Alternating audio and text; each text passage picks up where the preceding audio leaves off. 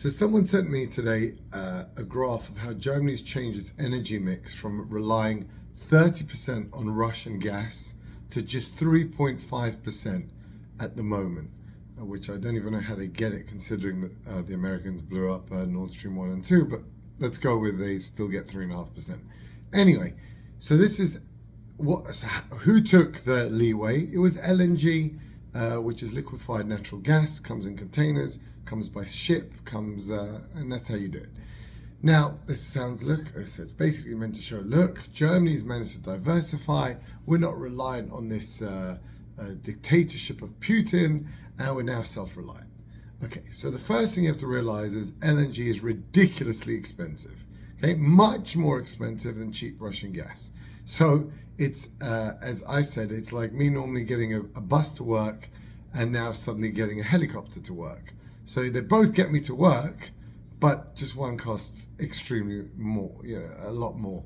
And that's what Germany's doing. Number two, where is this LNG coming from? Where did it just fall out of the sky? I didn't know there was just suddenly this spare capacity for the world's second biggest exporter, for Europe's biggest economy. Suddenly all this natural gas was just floating around and we had no idea. You know where it is? It's Russian gas. That's the best bit.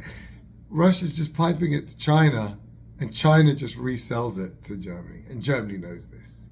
The only problem is China's just announced they're also stopping selling LNG to Europe, doubling down. So now Germany is really just about to go into winter, really screwed, because they will not sell them any more of the repackaged Russian gas, but for 8-10 times the amount of money.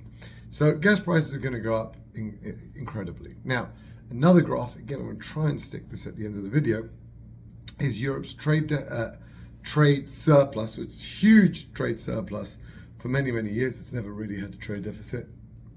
And that's because Germany, Italy, and France, the three biggest economies, have always, and up till this year, always had trade surpluses. But this year, it's in a massive trade deficit, meaning it exports less than it imports because it has to import energy.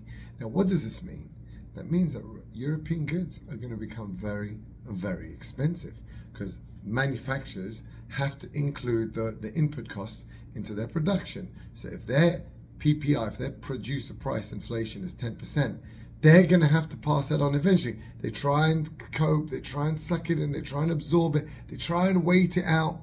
Things are getting worse, mate. This winter, energy prices, if you thought it was bad last year, they're going to get even worse. And so therefore, those prices in Germany, say you've got a car made in Germany and a car made in Japan, okay?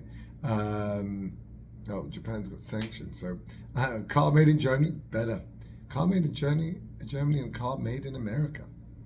Guess what? The American car becomes much cheaper.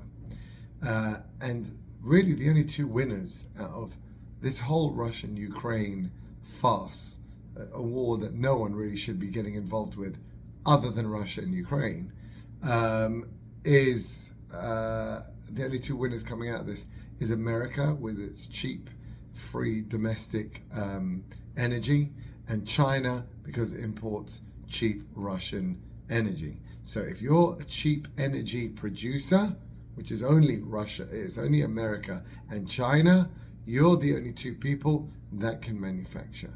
Everyone else is priced out and cannot compete with you, and eventually they go bankrupt. So America's goal is to keep this war going for as long as it can. If they see Putin maybe wanting to wimp out, maybe let Ukraine lose a bit, just keep it going. As long as they keep it going, it's good. 40, 60 billion that they've spent so far is peanuts compared to the amount of energy they've already exported. America's already exported to Europe, and it's peanuts compared to the massive advantage they're getting economically in their exports compared to Europe, which is drowning and seeing basically it's being mugged and it's going to lose everything.